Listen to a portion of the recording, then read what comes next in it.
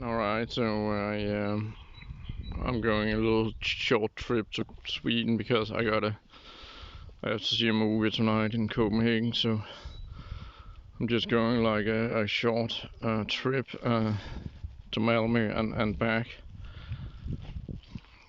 But so I'm taking the train directly to Malmö and then I'm gonna like just go around for like half an hour and then go back.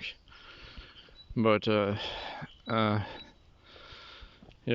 I want to make I should have researched this more, but I want to make a video about A24 horror movies, like OTP and Rambo for Life. They are very critical of this company, and I totally agree. Uh, but I just didn't bother to make like a Wikipedia, like read the Wikipedia article or something. So I might be missing out on some information, but I'll just talk from what I know right now. And as I understand, this company has made movies like The Witch, Midsommar, Hereditary, uh, It Comes at Night, and what do you call it? What's this one with the like To Kill a Sacred Deer or something? And X, and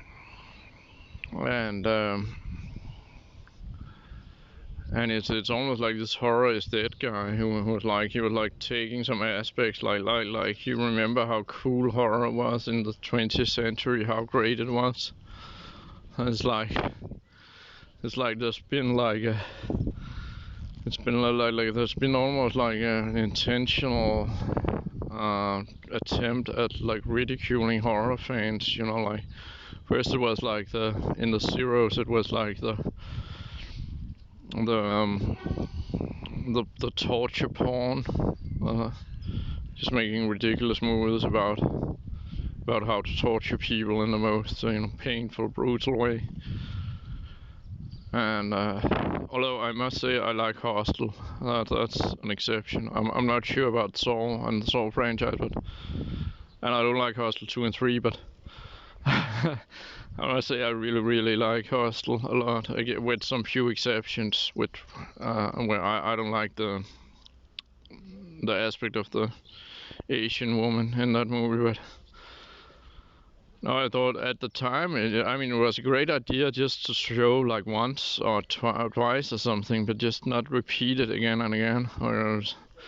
But it was a great movie at the time because it was like basically the first time ever in a mainstream fictional movie where you saw that kind of torture. So that was kind of interesting, but just not to repeat it again and again. And I mean, this thing about repetition, like The Burning, for example, like trying to repeat Friday the 13th, and The Burning is a funny movie, but it's just so totally unrealistic. It's just unbelievable. But yeah. But I had these kills in my head.